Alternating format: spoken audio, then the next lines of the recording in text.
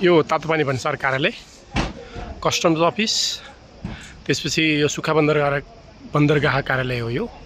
र सुक्खा बन्दरगाह चाहिँ इन्टरमोडल यातायात विकास समितिले गर्छ, जुन चाहिँ उद्योग मन्त्रालय अन्तर्गतको एक एजेन्सी हो। त्यस्तै यहाँ टर्मिनल म्यानेज गर्ने कम्पनी छ, ट्रान्स नेपाल फ्रेट सर्भिस भन्ने।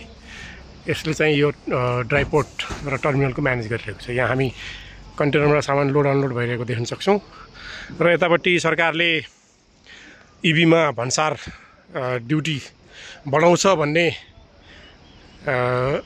अपेक्षाले धेरै आयातकर्ताहरूले चाहिँ इभीको आयात गरेका थिए र त्यसको ठुलो परिमाण यो बिल्डिङको पछाडिपट्टि ठुलो चौरमा पनि इभी गाडीहरू टन्नै राखिएको छ।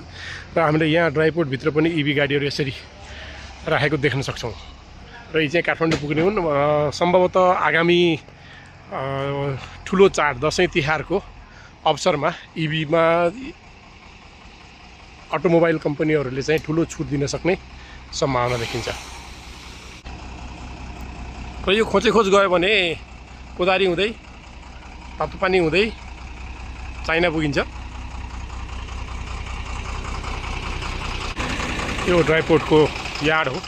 यहाँ सिल्क ट्रान्सपोर्टका कन्टेनरहरू देखिन्छ, साथै अरू पनि छन् विभिन्न प्रकारका। ठुलो यार्ड छ र यसको हामीले माथि हेऱ्यो भने निकै अग्लो पहाड छ, टोपी खस्नी भन्ने। र यसको इन्ट्रेस्टिङ ठाउँ यसको के हो भन्दा यो ठाउँको विशेषता जता पनि टोपी खस्ने पहाड छ। यतापट्टि हेरौँ भने यस्तै ठुलो पहाड छ, अजङ्गको पहाड छ। र मेरो पछाडिपट्टि म घुम्दैछु यसरी 360मा, र यहाँ पनि यस्तै ठुलो पहाड छ। र यहाँ बर्खामा झर्ना झर्ने जस्तो गरेको एउटा ठाउँ पनि देखिन्छ। बडो रमाइलो हुन्थ्यो त्यतिखेर चाहिँ। तर अहिले पनि हरियाली रमाइलो राम्रै छ। र यहाँनिर चाहिँ युरिया मल छ, यो जुन आयात गरेर यार्डमा थन्किएको, यो लामो समयदेखि थन्किरहेको छ।